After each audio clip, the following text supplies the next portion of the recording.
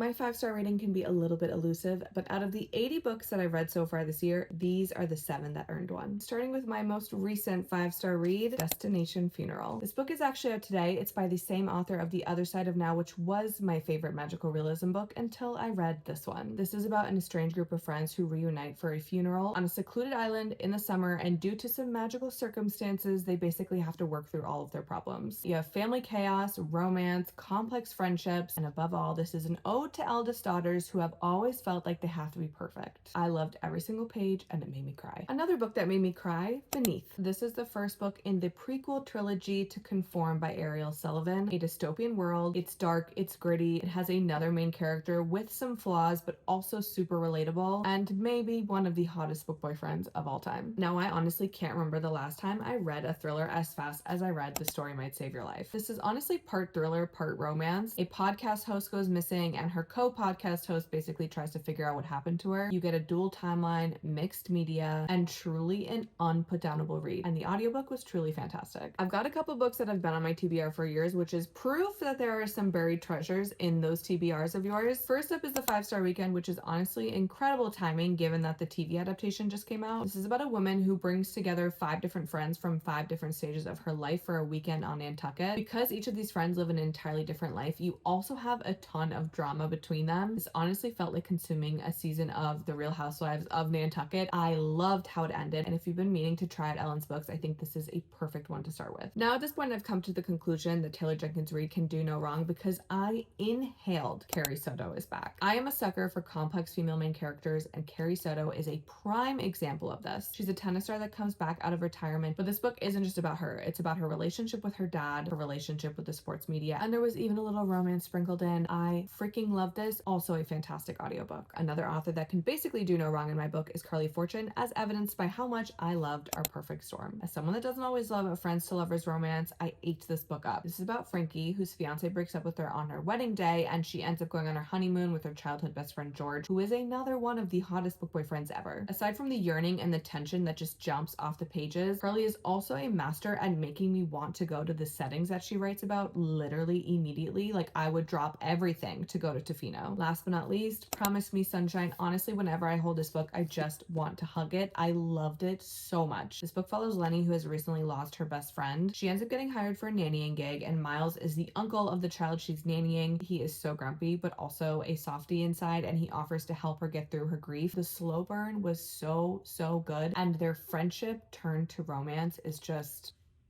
impeccable. Let me know your 5-star reads in the comments below. We'll have to see how many join this list by the end of the year.